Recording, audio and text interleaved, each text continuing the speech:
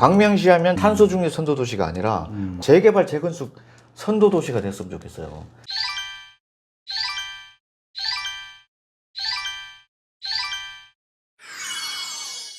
한 주간의 광명시 이슈를 전하는 이슈 클릭. 저희가 방송을 하기 전에 지난 29일이었죠. 네네. 시대영신 기자협회 시상식 및 송년회가 있었는데 많은 분들의 관심과 사랑으로 네네. 저희가 행사를 무사히 잘 마칠 수 있었습니다. 우리 국장님이 또 사회를 너무 잘 보셔가지고 많이 힘들었는데. 자, 먼저 감사의 인사 한번 드릴까요? 감사합니다. 오늘도 광명을 넘어 경기도의 인싸 두 분이시죠. 이제 밖에 나가면 회장님이라고 안 부르고 인싸 왔네 뭐 이렇게 얘기한다고. 이제 닉네임이 인싸로 됐다고 하는 얘기가 들리는데 죽은 사람도 살려낸 우리 언론계 두 화타 두 분 모셨습니다. 인사 부탁드립니다. 반갑습니다.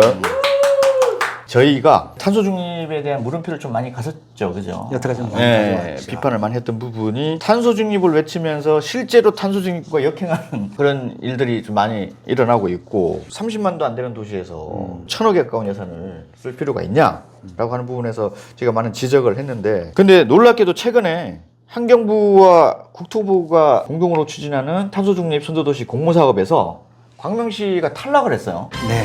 지금 여기서 선정된 도시가 4곳인데 충남 당진, 제주도, 충남 보령, 서울 노원구.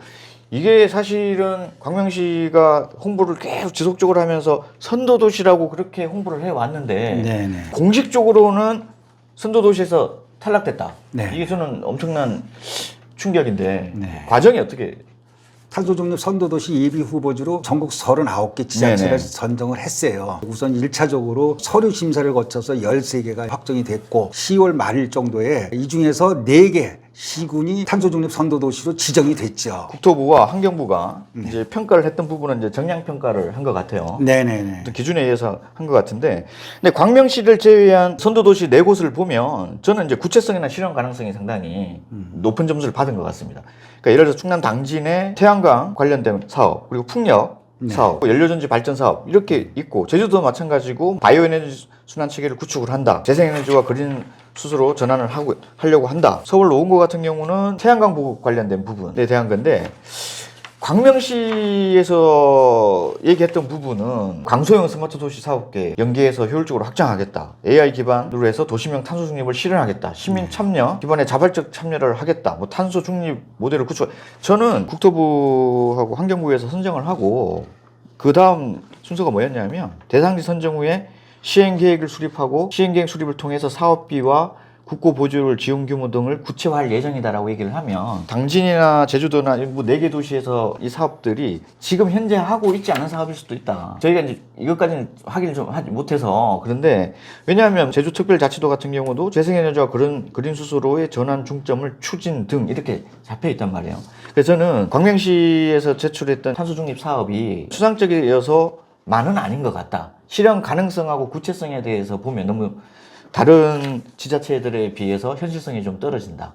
근데 이제 지금 탄소중립 도시 이번에 선정된 데 특징을 이렇게 보게 되면은요. 첫 번째는 화석 연료를 줄여 가지고 재생에너지 사용하는 거, 에너지 소비를 줄일 수 있는 교통수단 이용 방법, 그리고 친환경 교통수단, 폐기물 관리 재활용 이런 것들이 좀 이번에 반영이 많이 된 것처럼 비춰져요. 네네네. 그렇기 때문에 우리가 하려고 하는 거는 앞으로 강소형 스마트 도시라든지 광명시 테크노밸리 안에다가 어떻게 설치를 해서 에너지 효율을 높인다라든지 뭐 이런 것들이기 때문에 좀 멀어서 그런 게 아니겠냐 그런 생각도 좀 들어요. 이게 좀 어떻게 보면은 실질적으로 탄소 중립에 대한 어떤 설계보다는 너무 탄소 중립을 하고 있다는 박성원 시장이 자기가 드러낼 수 있는 것이 없다 보니까 탄소 중립에 올인하는 게 아니라 이런 좀 아쉬움도 있고 근데 성과는 없고 이번 기회를 통해서 시에서 하는 탄소 중립 관련된 정책을 다시 한번 되짚어 볼 필요는 있다고 저는 생각을 합니다. 저희가 이제 광명시가 제외된 부분에 대해서 비판을 하는 이유는 그렇게 많은 예산을 투입을 하고도 제대로 된 인정을 못 받았다라고 하는 거는 사업을 한번 다시 되돌아볼 필요가 있지 않냐라고 하는 그렇죠. 부분인데 그건... 광명시에서 지금 하고 있는 탄소 중립 포인트 네네. 정립 관련된 부분을 한번 얘기를 하면 저는 이 전반적인 부분이 잘못됐다고 보지는 않거든요. 네. 이 부분이 충분히 탄소 중립에 긍정적인 영향을 미칠 수 있을 것이다라고 보는데 저는 개인적으로 탄소 중립을 생활화한다라고 얘기를 하면 제도적인 부분하고 행정적인 부분하고 교육적인 부분이 동시에 이루어져야 된다고 저는 생각을 하거든요. 그렇죠. 예를 들어서 초중고 교육을 진행을 하면서 탄소 중립의 실천 가능할 수 있는 그런 그렇죠. 교육을 하고 제도적인 부분 또 행정적인 부분 이렇게 해서 같이 유기적으로 가야 되는데 포인트를 지급하는 부분들은 이게 너무 보여주기식이 아니냐라고 하는 그런 비판을 받는 부분인데 포인트의 핵심은 탄소 중립을 실천을 하면 개인이 먼저 회원가입을 해야 되겠죠, 그죠? 네. 회원가입을 하고 여러 가지 사안에 대해서 이렇게 포인트를 정해놨어요. 회원가입을 해서 1000포인트, 그 다음에 기후의병 활동 실천 피켓 작성하면 또 5000포인트, 이메일 비우기 하면 500포인트. 뭐 이렇게 쭉 해서 최대 1년에 네. 10만 포인트를 받을 수 있다. 한 달에 3만 포인트, 1년에 10만, 포인트를 받을 수 까지 있다. 이제 지급을 예. 받을 수가 있죠. 결국은 모든 시민들, 또 시민을 떠나서 이제 많은 국민들이 다 동참해야 될 부분인데 너무 성급하게 이렇게 한 게 아니냐라는 생각이 좀 드는데.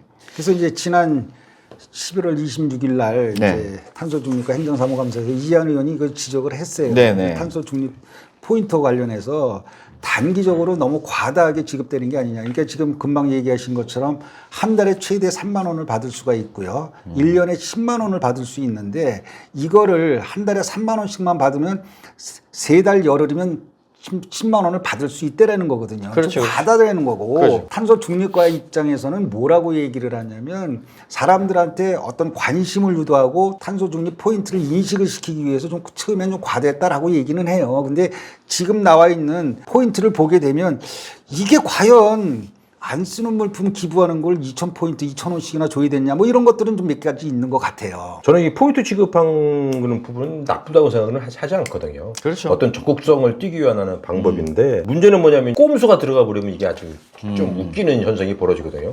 제가 하나 말씀드리면 어느 카페에서 탄소 중립과 관련된 포인트에 대한 그 정보 공유하는 걸 내가 본 적이 있었습니다. 어떻게 하면 탄소 포인트를 많이 올릴 수 있느냐. 이러다 보면 진짜 탄소 중립을 줄이기 위한 행동에 나서는 게 아니라 포인트를 받아서 자기한테 이득이 가냐. 금전적으로 이런 나쁜 생각을 가질 수 있거든요. 그러면 시에서 정책과는 전혀 다른 쪽으로 새끼를 빠지는 거거든요. 이런 것들을 좀 시에서 제도적인 장치를 만들어서 관리할 필요가 좀 있다고 생각을 합니다. 그렇죠. 이게 지금 포인트를 이렇게 지급하는 부분 문제가 되는 게 아니고 여러 가지 시행착오의 과정이라고 네네네.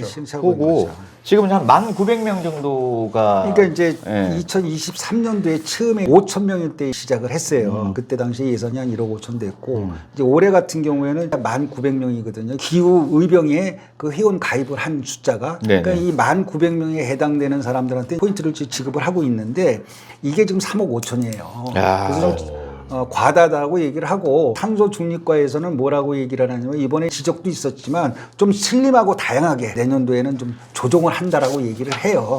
그래서 이 포인트가 지금 현재는 단기적으로 과다 지급하는 문제가 있기는 하지만 시민들한테 홍보하는 역할로서는 많이 슬림해야 될 필요가 있지 않냐 이런 생각도 들죠.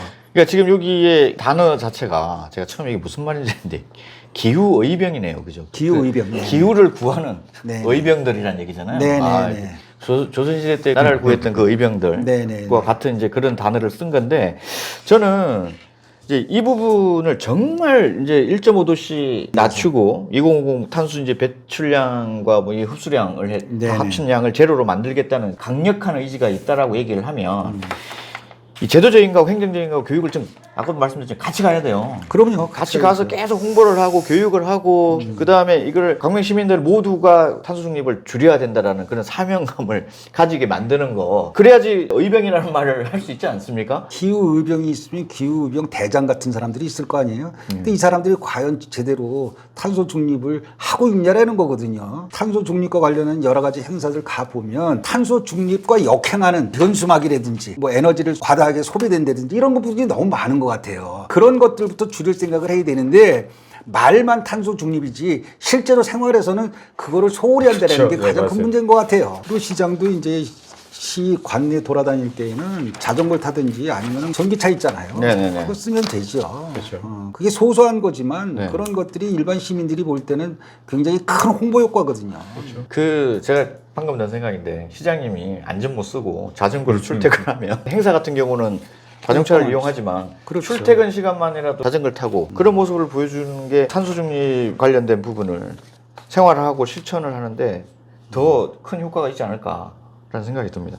전반적으로 전부 다 탄소 중립 선도 도시에서 이번에 제외된 마당에 다시 한번 점검을 해서 새롭게 탄소 중립 도시로 다시 거듭나기 위해서 노력을 해야죠. 과감하게 이렇게 되어 있는 부분들을 한번 돌아보고 네. 결단을 하고 탄소중립 2050이 말이 아니라 실제로 2050년 탄소 배출량, 순수 배출량, 뭐 흡수량 해서 다 제로가 되게 만들어졌으면 좋겠다라는 생각이 듭니다. 저희가 이제 오늘은 탄소중립 관련돼서 얘기를 했는데 저희가 이제 얘기의 핵심은 그거죠. 탄소중립 예산이 너무 과한 거 아니냐.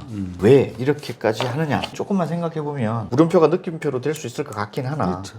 그럼에도 불구하고 이거는 과하다. 그리고 다시 원점에서 재검토를 해야 되지 않냐라는 생각이 듭니다. 돈을 많이 쓰더라도 효과만 있다라고 하면 써야 그죠? 되겠죠. 예. 근데 쓴 돈에 비해서 효과가 없는 게 아니냐 이렇게 보는 시민들이 많죠. 그렇죠, 그렇죠. 예. 탄소 중립을 한다는 것에 대해서 뭐 대찬성입니다. 그렇죠.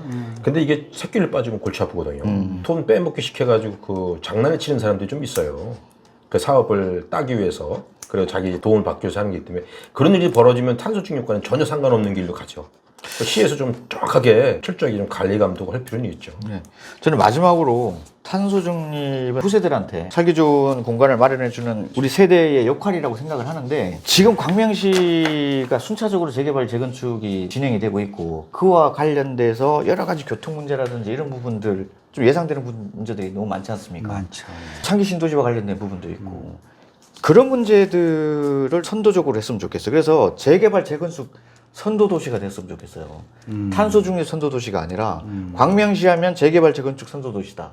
이것도 괜찮아요. 네, 그렇게 해서 이런 전반적인 사항을 큰 틀에서 방향을 잡고 순차적으로 이렇게 정리를 해 나가고 거기에 교통 인프라든지 이런 부분도 순차적으로 다 점검을 해 가면서 시기를 조율해 가고 그래서 지금은 탄소 중립 선도도시가 아니라 재개발 재건축 선도도시가 돼야 되지 않나 라는 생각으로 마무리를 해봤습니다. 오늘도 시청해 주셔서 감사합니다.